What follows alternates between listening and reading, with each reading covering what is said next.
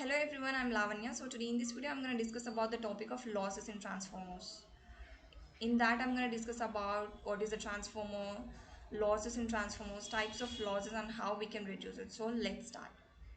So firstly we'll discuss what is a transformer. So transformer can be defined as a device which is used to transfer energy from one circuit to another circuit by a process known as electromagnetic induction. It either increases the voltage, which is known as step up transformer, or decreases the voltage, which is known as step down transformer. And these transformers are not perfect, they have some power losses in it. Like in transformers the output power is always less than that of the input power, so these power losses end up as a heat which must be removed from the transformer. And these losses are divided into four types, which is iron loss, copper loss, stray loss and dielectric loss. This iron loss is again divided into two types, which is hysteresis loss and eddy current loss. So we'll discuss one by one. So firstly we'll discuss what is iron loss. So iron loss occurs in the magnetic core of the transformer. That is why it is also known as the core loss, and it occurs due to the flow of magnetic flux through it. So we can denote iron loss with the letter Pi.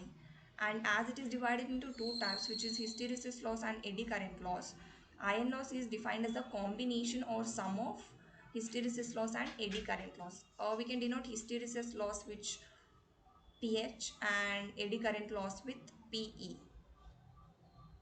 So the hysteresis loss and eddy current loss can be written as pH is equal to KH into F into Bx into M, and P is equal to K into B square M F square T square. Here we need to understand that these losses are directly proportional to the frequencies.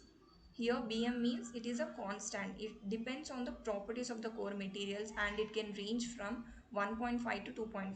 Kh and Ke are the proportionality constants and F is the frequency, Bm is the magnetic flux density and T is the thickness. The second one, which is a copper loss. This copper loss occurs in primary and secondary windings of the transformers and it occurs due to ohmic resistance.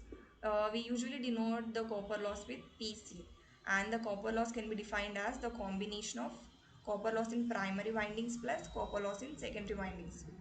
We can denote Pc as I1 square R1 plus I2 square R2. Then the third one is stray loss.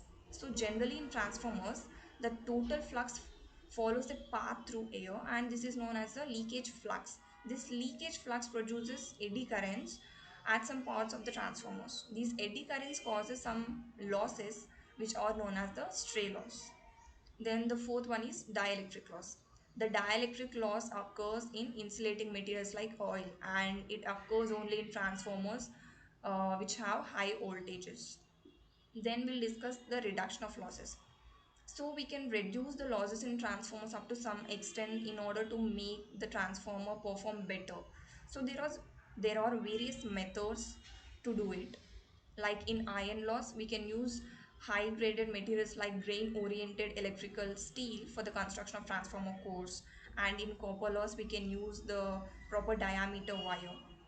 So we can use these methods for reducing the losses in transformers. So yeah, this is all about the transformer losses and the types and how we can reduce it. Thank you so much for watching.